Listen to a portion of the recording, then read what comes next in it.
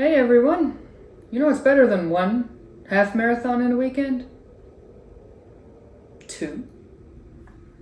I thought. I mean, each to their own. I started off Saturday with the Woodlands half, and then Sunday we paced in McKinney, Texas, the Town Lake half. It was a 140 pacer for this race.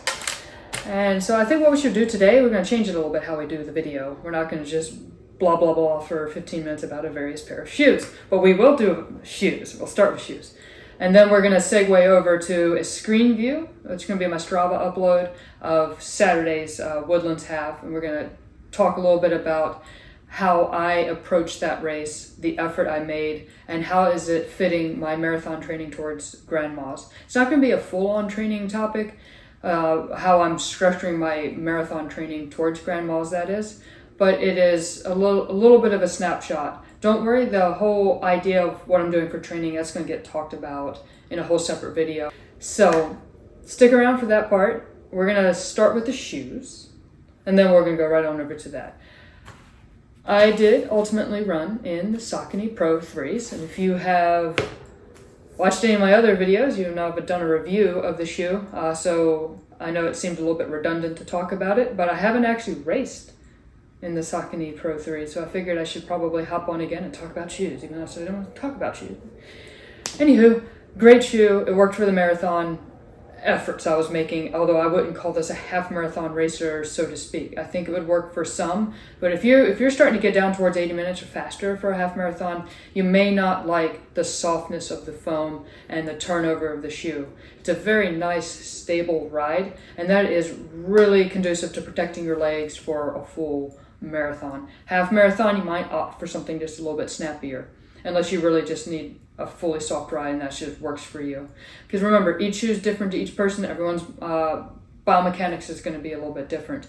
The key takeaways for my beautiful pair, my God, why do you smell like chemicals still?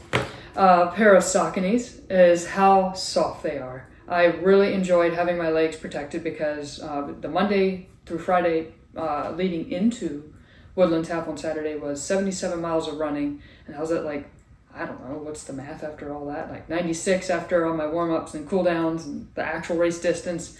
So it was pretty imperative that I have something that protects my legs because, running on concrete and running higher volume than I've ever run, I've never done that many miles into a race.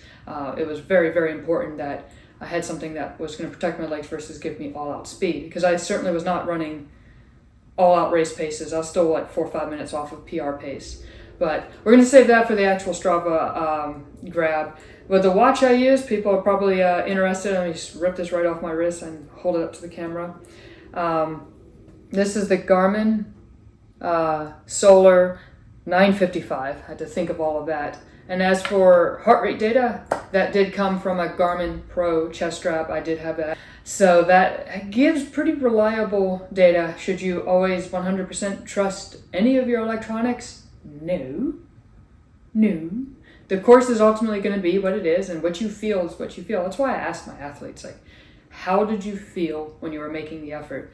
Because don't mistrust what you know, because sometimes, some of those sleep metrics and recovery things can be off. Anyway, let's dive on into the screen grab.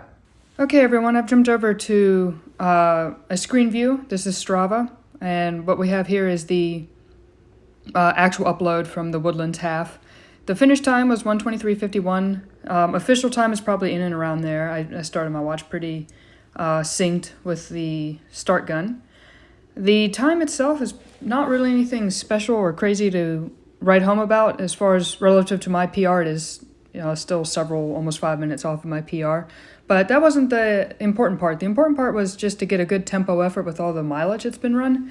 Monday through Friday, it was 77 miles. And, this is all a bigger build, part and parcel to the Grand Mas Marathon. That's the ultimate goal. So some of this mileage, what might look a little crazy, does serve a purpose. We're trying to see if we can do some of these bigger weeks and lower weeks in training volume to try to get through those last 10K of a marathon. Anyway, let's cut down here. I'm going to go right to the split. So you guys can just see what was actually being done and what I mean by tempo. 1:23:51 So here, mile 1, 2, and 3, I took it pretty easy. I actually caught up with a friend. We chit-chatted for a little bit, and she was doing something similar, just getting a good solid training effort in for her goals. So this was an easy enough pace where we could talk a little bit, enjoy one another's company, and just ease our way into this race. And then about 6K in, I started to speed up a little bit. And you can see here, mile 4, 5, 6, 7. That, to me, I felt like I was settling into what felt more like a quote-unquote marathon effort. I didn't pay too much attention to the splits on my watch. I would look occasionally, but I wasn't really gauging, my effort solely by the watch, because I was, trying to make a slight progression. I didn't exactly progress here, as you can see, through 5 through 10. But where I did start to progress is these last couple miles here. You can see mile 12 and 13 were noticeably quicker than some of the earlier splits. And that's where I started to feel like, okay, we're doing some work. So about 3K out from the finish line, that's when I was like, okay, pick it up a little bit.